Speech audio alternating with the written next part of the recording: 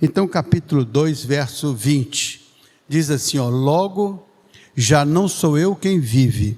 Isso é Paulo falando aos Gálatas. Logo, ou agora, já não sou eu quem vive, mas Cristo vive em mim. De que maneira que Cristo vive em mim? De que modo Ele vive em mim? Então, já não sou eu quem vive, mas Cristo vive em mim. E este meu viver que agora tenho na carne, ou seja, esta vida que agora vivo no meu homem natural, eu vivo esta vida pela fé no Filho de Deus que me amou e que por mim se entregou. Então a vida que eu vivo na minha carne, no meu homem natural, eu agora vivo esta vida pela fé naquele que me amou e que por mim se entregou. Então, esta passagem ajudou os jovens a formar uma compreensão durante esse mês sobre a vida que vale a pena ser vivida ou é preciso saber viver, né? É preciso saber viver. Então eu gostaria de compartilhar como é que a gente pode tirar lições deste texto e de outros que eu vou agregar para a gente começar a pensar sobre como que a gente pode inteligentemente entender qual é a melhor forma de viver, segundo o ensino da palavra de Deus. Então vamos lá? Eu queria abrir Romanos capítulo 6, verso 23. Romanos capítulo 6, verso 23. Romanos 6, 23. Olha, porque o salário, o pagamento, a recompensa do pecado é a morte. Ou o salário, o resultado do pecado é a morte. Mas o dom gratuito de Deus é a vida eterna em Cristo Jesus, nosso Senhor. Então o que ele está dizendo?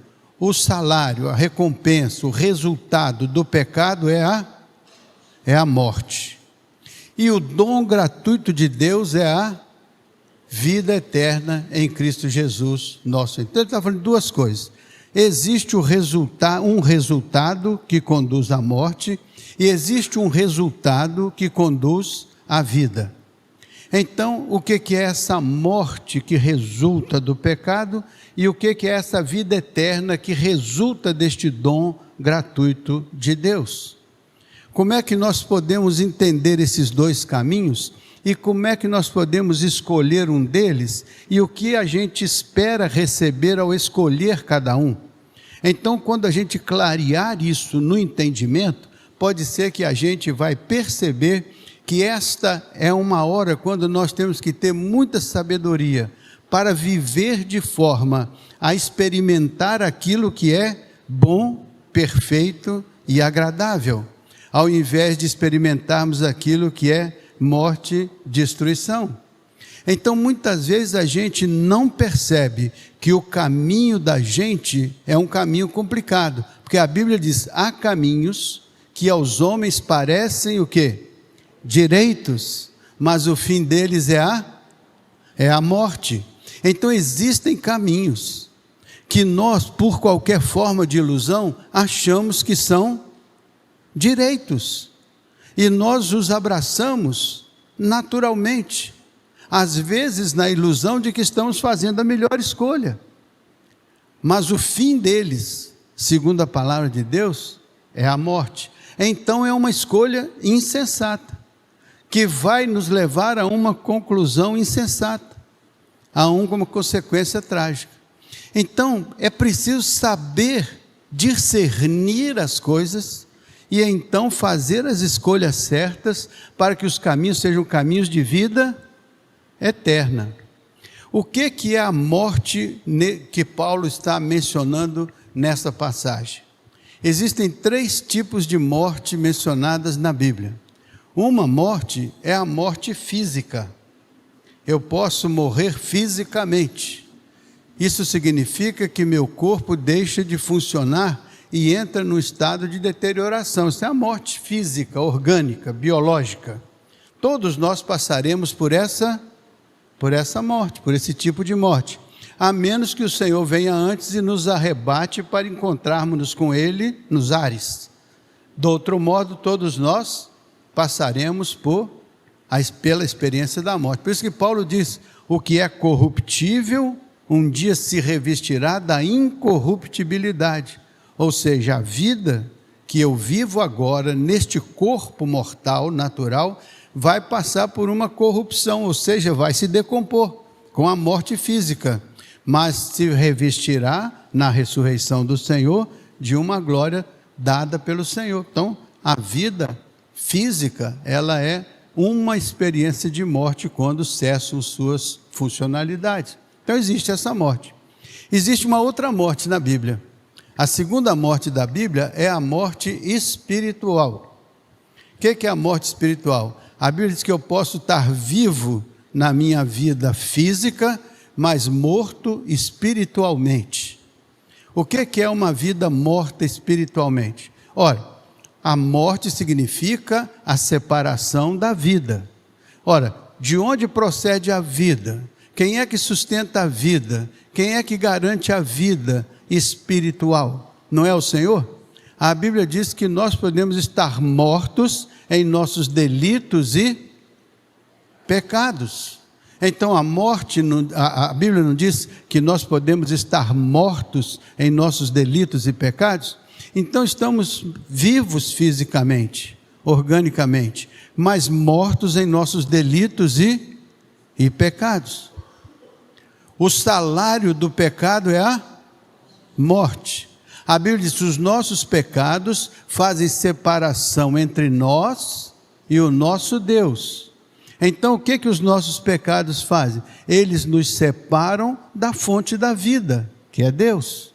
E então quando Ele nos separa da fonte da vida, nós estamos mortos em nossos delitos e pecados.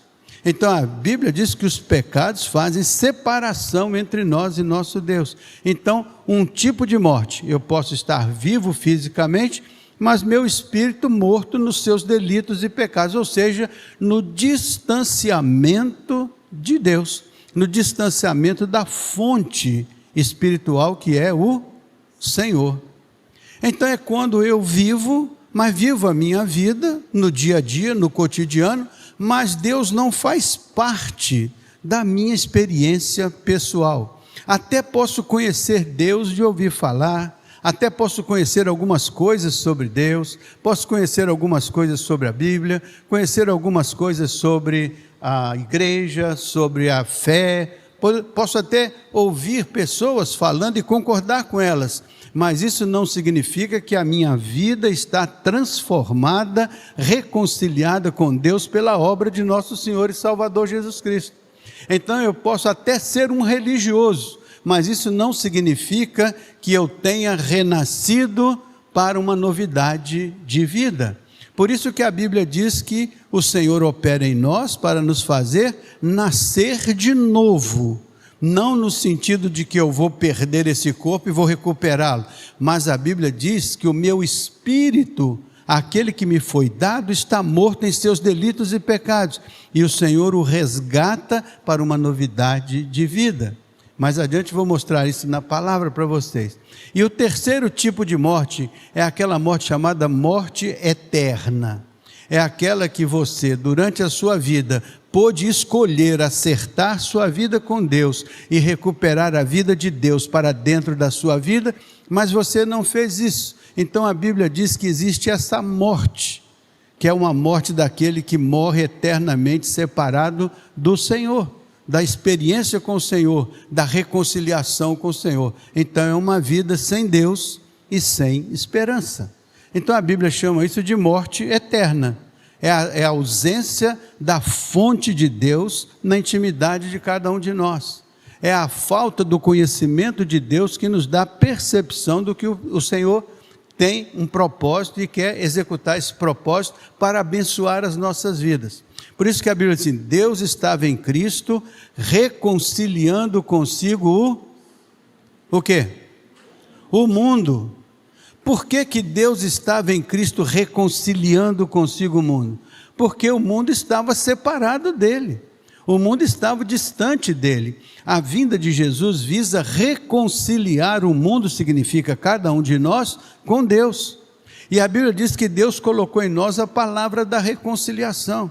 Então Ele quer e deseja que nós nos reconciliemos com Ele, para que esta morte física, esta morte espiritual, não determine uma morte eterna. Nós precisamos então ajeitar isso com Deus, antes que seja tarde demais. Porque a Bíblia diz: eis que eu estou à porta e bato. Se alguém ouvir a minha voz e abrir, eu entro e participo da sua vida. Então o projeto de Deus não é ficar do lado de fora da sua vida. O projeto de Deus é usar todos os recursos possíveis para reconciliar a sua vida com Ele. Então esses 3 tipos de morte, diz lá, o pecado, ele vai deixando a gente cego. Na Bíblia diz assim: o inimigo cegou os olhos do nosso entendimento para que nós não percebamos que estamos no caminho diferente do Senhor. Mas a Bíblia diz: o Espírito de Deus abriu os olhos do nosso entendimento para que percebamos o dom de Deus, que nos abençoa e nos restaura. Então, se por um lado nós temos a cegueira espiritual, porque não entendemos as coisas de Deus, por outro lado nós temos a revelação de Deus, que abre os olhos do nosso entendimento, e o Espírito nos conduz pela sua palavra em toda a verdade, para que a gente tenha o despertamento daquilo que é o propósito de Deus e o projeto de Deus para a vida de cada um de nós. Então, vamos abrir aí a palavra agora, para vocês terem uma experiência. Ó, somos pecadores. A Bíblia diz: todos nós somos pecadores. O capítulo 6, verso 23 diz que todos nós somos pecadores. Por que nós somos pecadores? Porque pecamos. Não é a situação de sermos pecadores, não é algo que nos foi imposto, é algo que nós escolhemos na maioria das vezes, é algo que nós decidimos, é algo que faz uma situação natural na vida da gente. São as escolhas que a gente faz, e muitas vezes as nossas escolhas são enchermos as nossas vidas de todas as possíveis situações, e o fim das contas é que não sobra nenhum espaço para a presença e a governança de Deus na nossa experiência. Então nós somos pecadores, e as consequências do pecado é a morte, é a nossa desqualificação da vida com Deus, é a ausência desta fonte de águas vivas que o Senhor prometeu dentro de cada um de nós. Veja só, e ele diz: se você consegue superar isso, você tem o dom gratuito de Deus, que é a vida, ou seja, Deus quer nos dar gratuitamente a bênção da vida, que o pecado nos rouba, nos tira e nos destitui. Então o que a Bíblia diz que é a vida eterna? Jesus disse: a vida eterna é esta, que te conheçam a ti, Senhor, como Deus verdadeiro, e a Jesus a quem enviaste. Então a vida eterna é um conhecimento de Deus, é o conhecimento daquilo que Deus é o conhecimento daquilo que Deus faz, é o conhecimento de como Deus opera nas nossas vidas e nas situações ao nosso redor. Quando nós conhecemos o agir de Deus, o mover de Deus, então vamos começando a fazer as escolhas de acordo com a mente do Senhor, de acordo com o entendimento da palavra. E na medida que vamos fazendo estas escolhas, as nossas vidas vão mudando de configuração, e nós vamos amoldando as nossas vidas ao propósito de Deus. E a Bíblia diz que isso vai trazendo para nós a satisfação, o enchimento do Espírito, a plenitude do Espírito, vai gerando o fruto do Espírito dentro de nós. Aí você compreende que antigamente eu era tão desanimado, eu era tão frustrado, eu era tão estressado, eu era tão complicado, mas agora na atual conjuntura eu aprendi certas coisas da relação com Deus que trouxeram para a minha vida a benignidade, a bondade, o domínio próprio, a temperança e coisas dessa natureza que encheram a minha vida de um significado que antes eu não tinha. Então o que a Bíblia quer é mostrar para nós que a gente pode viver na esfera da morte espiritual, da apatia de Deus, do distanciamento de Deus, da irrelevância de Deus nas nossas vidas, ou viver uma descoberta da vida que emana de Deus, que sai de Deus, e que quanto mais nós a conhecemos e quanto mais dela nos apropriamos, tanto mais nos tornamos pessoas abençoadas. Por isso que a Bíblia diz: e a vida eterna é esta, que te conheçam como Deus verdadeiro. Jesus assim: quem crê em mim, como diz a Escritura, rios de águas vivas fluirão do seu interior. O que é isso? Isso é uma declaração a respeito de algo especial que nasce de dentro para fora. Então esta vida divina não é algo que a gente conquista de fora para dentro, é algo que o Espírito faz nascer na intimidade de cada um de nós. E você se percebe feliz, estável, seguro, à medida que a palavra vai se tornando verdade na sua vida, à medida que a palavra vai ganhando vida na sua vida. Por isso que a Bíblia diz: no princípio era a palavra estava com Deus, a palavra era Deus, mas a palavra se fez carne, habitou entre nós, e vimos a sua glória como a glória do unigênito do Pai, e as nossas mãos tocaram da palavra da vida. Ou seja, a palavra que estava com Deus chega até nós, e a palavra agora entra em nós pelo Espírito que habita em nós. Por isso que a Bíblia diz que o Espírito intercede por nós, o Espírito nos convence, o Espírito nos orienta, o Espírito nos dirige. O Espírito de Deus, então, quando encontra espaço em nossa vida, ele nos abençoa com a qualidade de vida que procede do alto, que procede do Senhor. É aquela vida que você experimenta quando você nasce do Espírito. Por isso que Paulo diz assim: eu não vos pude falar como a espirituais, eu tive que vos falar como a homens naturais, carnais, porque ainda sois meninos na fé, inconstantes, inseguros, instáveis, ignorantes de tantas coisas espirituais. Mas queria Paulo falar a cada um dos seus discípulos como se fala a espirituais, cujo discernimento é muito mais amplo do que aqueles que são apenas carnais. Então eu vou conduzir vocês agora a uma outra experiência. Vou dizer para vocês abrirem Gálatas capítulo 2, verso 16. Então, o homem não é justificado pela lei, mas pela lei significa pela religião, pelo comportamento. O homem é justificado pela experiência da fé que Deus aplica no seu coração, dando-lhe a consciência do que Deus fez por ele. Então, Gálatas capítulo, sabendo contudo que o homem não é justificado pelas obras da lei. Então você nunca experimentará essa qualidade espiritual de vida por um ato puramente religioso, por uma obediência a um comportamento religioso, por uma disciplina religiosa. Isso você pode arranjar um comportamento decente, um comportamento correto, um comportamento certo. Mas a Bíblia quer para você muito mais do que um simples comportamento religioso. Ela quer para você uma experiência de vida, e vida abundante. Jesus disse: eu vim para que tenham vida, e a tenham vida e tenham a vida em abundância. Então olha só, não é justificado por obras da lei, e sim mediante a fé em Cristo Jesus.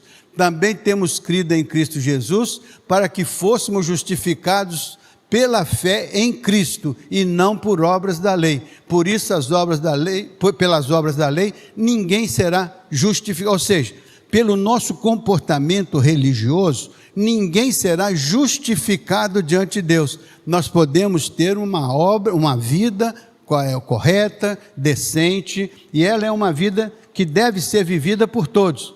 Mas eu posso ter tudo isso e ser um ateu, uma pessoa que não tem qualquer relação significativa com Deus.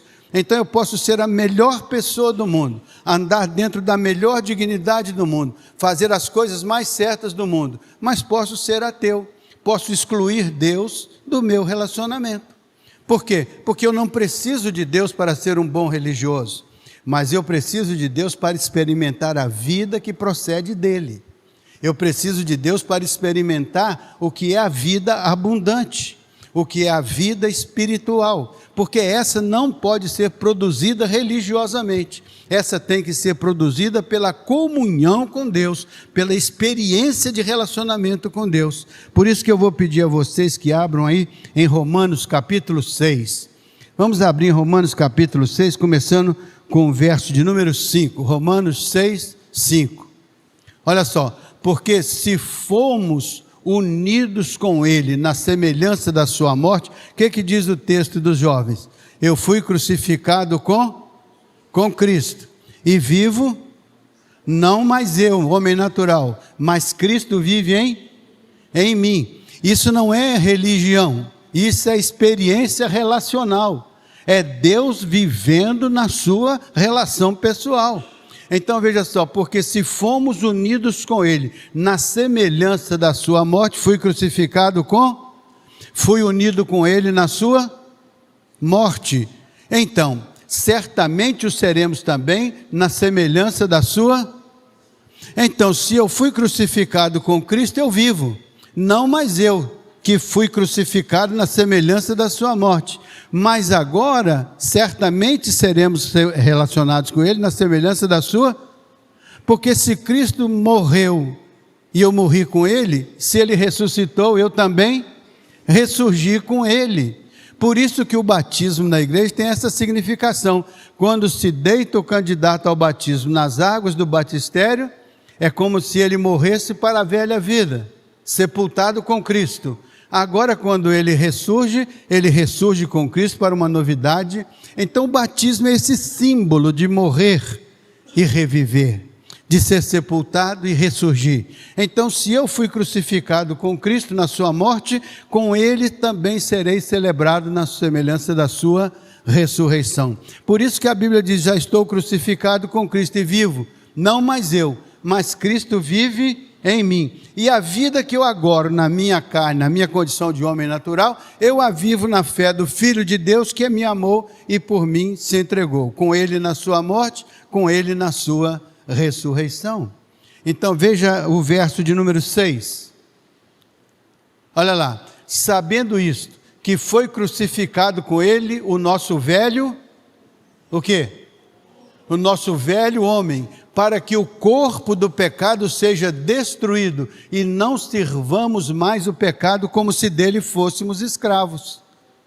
O nosso comportamento, a nossa atitude, aquele sentimento, aquela ação, aquela palavra, enfim, aquele ato que é um pecado aos olhos de Deus, não deve ter domínio sobre nós, uma vez que nós fomos crucificados com Cristo e renascemos com Ele na sua ressurreição para uma novidade de vida. Então, sabendo isso, que foi crucificado com Ele o nosso velho homem. Você já viu na Bíblia falar do velho homem e do novo homem? Então, a Bíblia não diz que a gente tem que se despir do velho homem para se revestir do novo homem, criado em verdadeira equidade, retidão e justiça. Então veja só, crucificado com Ele o nosso velho homem, para que o corpo do pecado seja destruído. Então por que nós fomos crucificados com Ele? Eu fui crucificado com Cristo, para a destruição do corpo do pecado que gera a morte.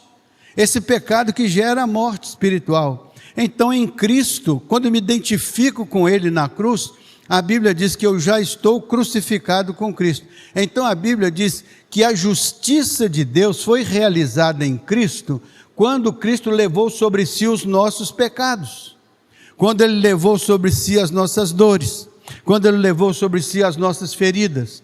Então Cristo na cruz do Calvário não levou sobre si os nossos pecados? Ele não foi crucificado como Cordeiro de Deus que tira o pecado do mundo? Então, este sacrifício de Jesus levou o pecado que escravizava o homem. Então, quando eu estou crucificado com Cristo, eu estou participando do que Cristo realizou na cruz, que foi o pagamento dos pecados humanos, para satisfazer a justiça, porque a justiça dependia de ser satisfeita. Mas como eu não posso ser justo aos olhos de Deus, Deus fez que o seu Filho, sem pecado, se tornasse justo aos olhos dele. E foi justo dando a sua vida em favor dos injustos. Por isso que Cristo morreu por nós. Por isso que o seu sangue foi derramado por nós. Às vezes falamos isso sem entender o que isso significa. E a palavra está nos ensinando. Fui crucificado com Cristo. Então, Cristo levou para que o corpo do pecado seja destruído. Ele levou sobre si os nossos pecados, as nossas dores. Quando Jesus morre na cruz, não era o sofrimento da cruz, é que a cruz foi apenas um instrumento de morte, mas ele levava sobre si a tremenda carga de pecados da nossa humanidade, e os nossos pecados em particular eram lançados sobre ele, e ele levava sobre si a tremenda carga dos pecados humanos, para que nós pudéssemos encontrar nele a justificação dos nossos corpos mortais. Em Cristo Jesus, então, o pecado foi condenado, e nós em Cristo Jesus fomos libertos do pecado que foi pago por Ele. Agora, aos olhos de Deus, nós somos considerados perdoados, livres. Por isso que a Bíblia diz que o Senhor levou sobre si os pecados, e agora nós estamos justificados diante de Deus da nossa vida pecaminosa, porque o nosso pecado foi lançado sobre Ele.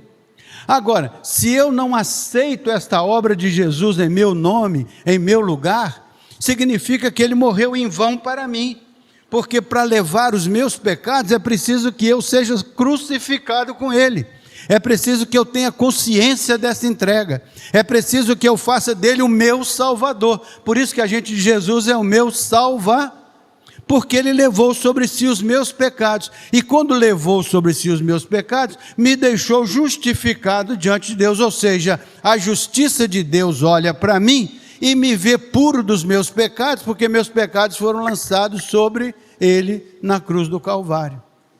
Eu já estou crucificado com Cristo, e vivo não mais eu, não vivo esta velha vida dominada pelo pecado, mas agora vivo uma novidade de vida, pela fé em Cristo Jesus, para que não sirvamos mais ao domínio do pecado, mas agora somos servos do Deus Altíssimo. Você está entendendo isso aí? Faz sentido? É isso que nós precisamos compreender, é esse entendimento que traz vida, e vida abundante, que traz vida vitoriosa. É isso que faz a gente dar aleluia, isso que faz a gente louvar, isso que faz a gente se alegrar, isso que faz a gente perceber que a gente estava perdido e foi achado, exatamente igual ao filho pródigo. A gente foi recuperado da morte. Por isso que quem está em Cristo, nova criatura é. As coisas velhas já passaram, isso que tudo se fez novidade de vida. Faz sentido, então? Então agora veja o verso 8, do 8 ao 11, só para a gente encerrar. Ora, se já morremos com Cristo, cremos que com Ele também viveremos. Essa é a coisa lógica. Se morremos com Cristo e Ele ressuscitou, com Ele também viveremos. Viveremos a vida ressurreta do Senhor, ou seja, uma novidade de vida. Por isso que diz: quem está em Cristo, nova criatura é. As coisas velhas, o peso do pecado morreu, eis que tudo se fez novo. Abre-se para nós uma novidade de vida, e vamos viver essa novidade de vida pela fé em Cristo Jesus, pelo que Ele fez por nós. Veja o verso seguinte, vamos até o 11, 9. Sabedores de que, havendo Cristo ressuscitado dentre os mortos, já não morre, a morte não tem domínio sobre ele. Havendo ele ressuscitado, ele já não morre, e a morte não tem domínio sobre ele. Veja o que o apóstolo Paulo diz, verso 10. Pois quanto a ter morrido, de uma vez para sempre morreu para o pecado, mas quanto a viver, vive para... Então Jesus morreu para o pecado, e agora vive para... Então, eu estou crucificado com Cristo e vivo, não mais eu, mas Cristo vive em mim. Como é que Cristo viveu para a morte do pecado e para a ressurreição da sua vida para com Deus? Então, quando você está em Cristo, você com Ele na cruz, tem os seus pecados pagos, tem os seus pecados resolvidos, na justiça de Deus está em Cristo satisfeita, e agora com Cristo na sua ressurreição, você vive para Deus. Por isso que a Bíblia diz: a vida que eu agora vivo na carne, viva na fé do Filho de Deus, que me amou e por mim se entregou.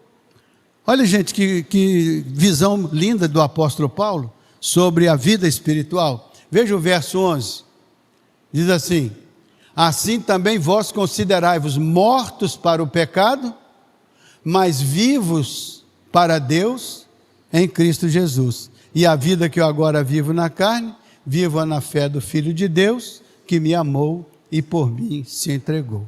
Então agora considerai-vos mortos para o pecado que domina, para o pecado que desestabiliza, para o pecado que anula, para o pecado que maltrata, para o pecado que traz a dor, a vergonha, que traz o sentimento de menos-valia.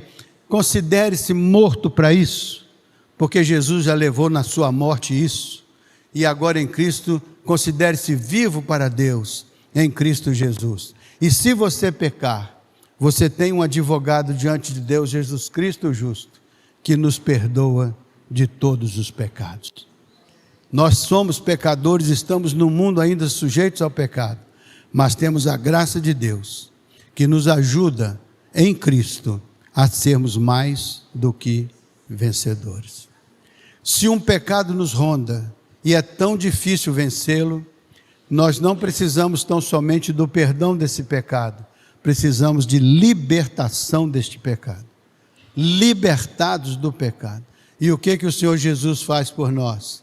Ele está conosco e nos traz libertação daquilo que nos impede de sermos mais do que vencedores em Cristo Jesus. Faz sentido? Assim, se alguém está em Cristo, nova criatura é. As coisas velhas já passaram, eis que tudo se fez novo.